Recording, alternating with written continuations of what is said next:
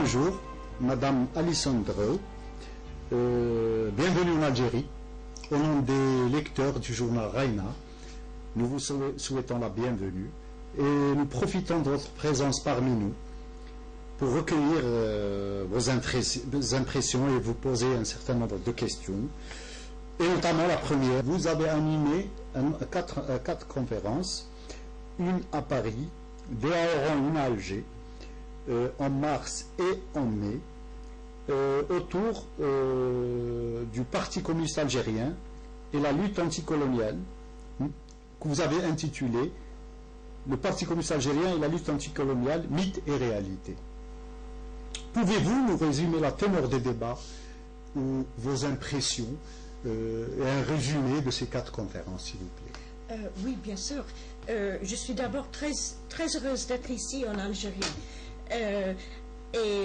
Aussi, c'était vraiment fantastique de donner cette conférence et d'apprendre qu'il y a beaucoup d'intérêt dans l'histoire du Parti communiste algérien.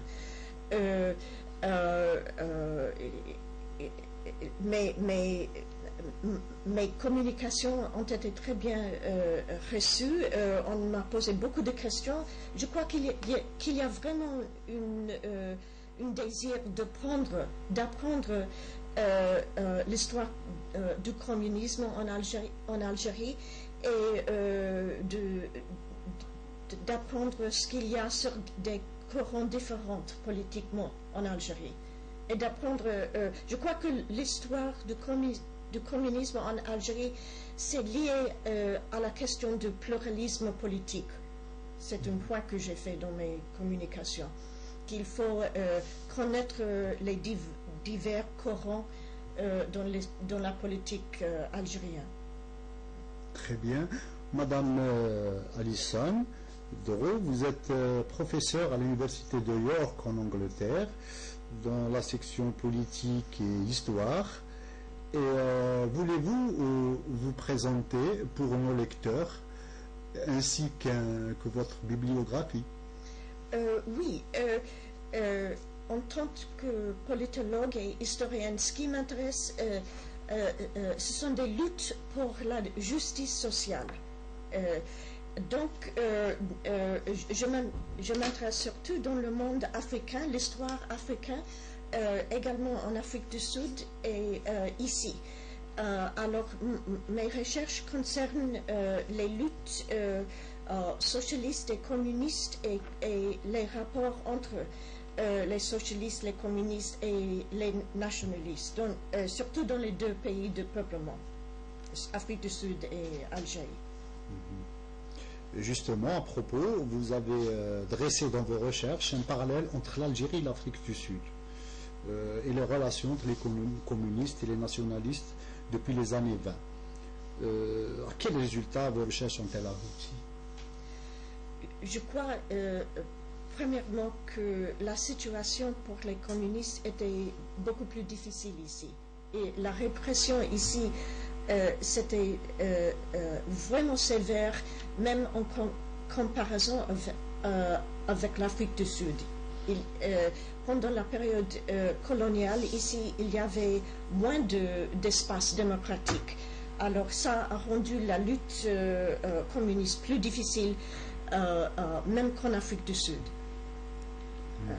En bref, mais aussi dans mes recherches, j'ai tenté de démontrer qu'est-ce que les communistes ou les socialistes ont pu faire dans les conditions, quelle lutte pour eux était les plus importantes et pourquoi. Justement, et quelle suite comptez-vous donner à vos travaux, à ces travaux de recherche dans l'avenir, notamment en termes de publication et éventuellement de vulgarisation et de conférences?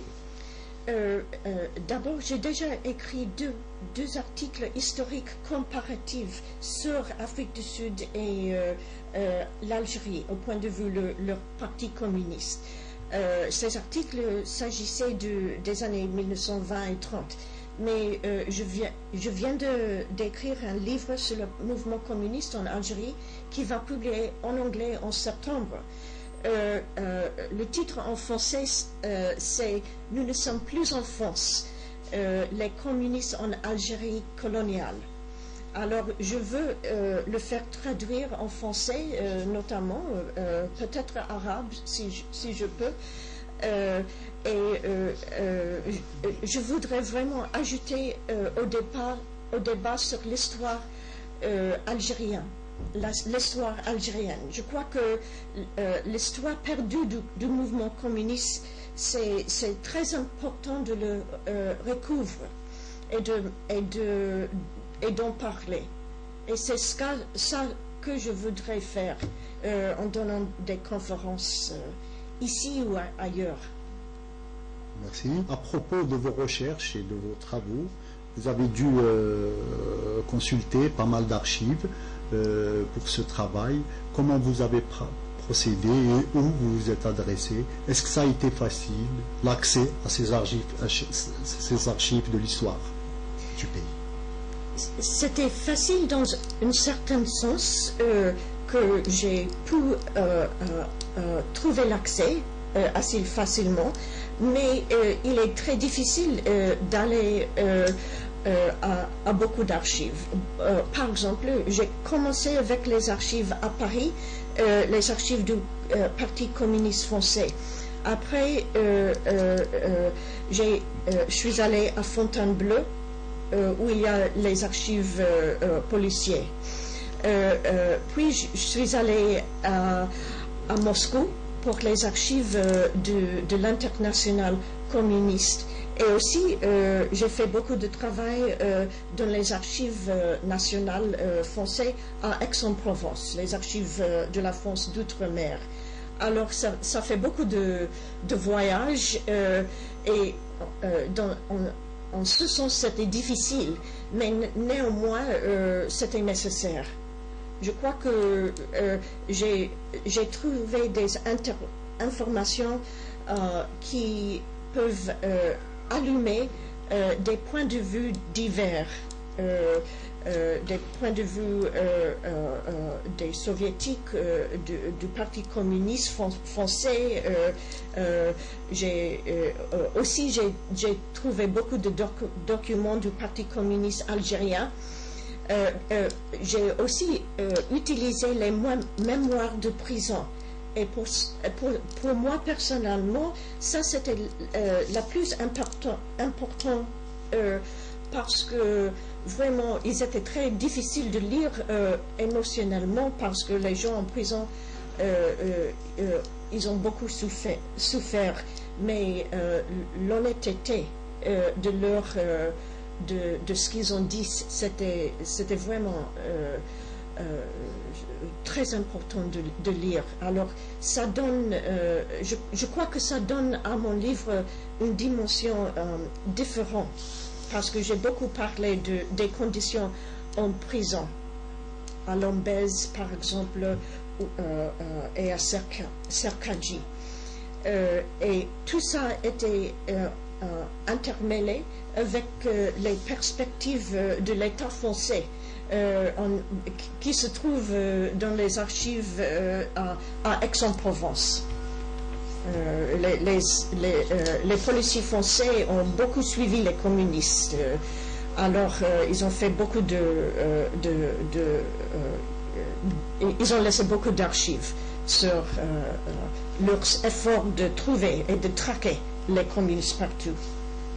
Merci. Des zones d'ombre ont toujours existé dans les histoires des peuples, d'Europe, d'Amérique ou d'Afrique, partout. Et parfois des décennies, voire des siècles après, où apparaissent des vérités. Pour notre révolution, elle n'échappe pas à cette règle. Et justement, vous parlez du Parti communiste, beaucoup de choses se sont déroulées pendant la guerre de libération nationale, et il faudrait, à mon sens, que les historiens comme vous et les nôtres réunissent les matériaux nécessaires pour donner beaucoup plus d'éclairage sur l'apport des uns et des autres et sur les comportements des uns et des autres pour donner aux générations futures une histoire réelle, objective. Qu'est-ce que vous en pensez là-dessus? Je suis tout à fait d'accord. Je crois que c'est la responsabilité morale des historiens de mettre la lumière sur ces épisodes qui ont été couverts, cachés. Et c'est nécessaire pour non seulement pour comprendre la révolution algérienne et tout ce qui est suivi, mais pour la démocratie. La démocratie maintenant et dans l'avenir, c'est pour faire du progrès humain, il faut savoir tout ce qui ont été passés, tous les secrets, tous les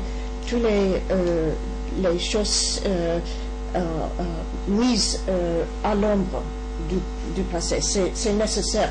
Et c'est à cause de ça que je vais lire attentivement ce livre, Les thèmes du sable, sur les événements dans les ORS. Justement, Mohamed Arbi Madassi, dans ce livre, il y a des passages où il relate les luttes fratricides au cours de cette période et aussi touchant un certain nombre de militants et notamment les communistes.